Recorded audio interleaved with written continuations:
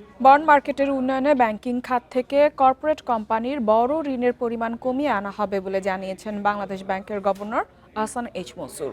মূল্যস্ফীতি এবং সুদের হার কমাতে পারলে সামষ্টিক অর্থনীতি আরও শক্তিশালী হবে বলেও জানান তিনি। সোমবার রাজধানীর গুলশানে বন্ড মার্কেটের উন্নয়ন, সমস্যা ও সম্ভাবনা নিয়ে আয়োজিত এক সেমিনারে এসব কথা বলেন তিনি।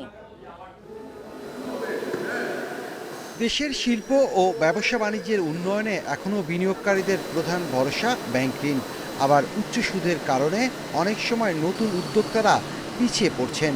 বিশ্লেষকদের মতে দীর্ঘমেয়াদী প্রকল্প বাস্তবায়নে ব্যাংক ঋণের চেয়ে বন্ডের মাধ্যমে অর্থ যোগান হতে পারে বেশি টেকসই ও লাভজনক।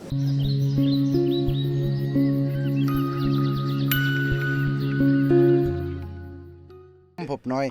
সেই সাথে দুর্বল বাজার ব্যবস্থাপনা, মূল্যস্ফীতির চাপ এবং বিনিয়োগকারীদের আস্থার সংকট রয়েছে। তাদের মতে বন্ড মার্কেট শক্তিশালী করতে সরকারি ও বেসরকারি বিনিয়োগের পাশাপাশি আনতে হবে বিদেশিদেরও। বন্ড মার্কেটটা আসলে পুরোপুরি ক্যাপিটাল মার্কেটের প্রোডাক্ট হলেও আমরা এখানটার লিডটা আমরা জয়েন্টলি বাংলাদেশ ব্যাংকের সাথে কেন কাজ করছি, ব্যাপারটা অনেকটা ওই কন্যাদায়গ্রস্ত পিতার মতন, যে এখানে ফাইনালি আমাদের কাছে হয়তো হ্যান্ডওভার হবে। সো এটার অ্যারেঞ্জমেন্ট এবং কিছু অর্গানাইজেশনটা আমরা মনে করছি যে Bangladesh bank should take the lead.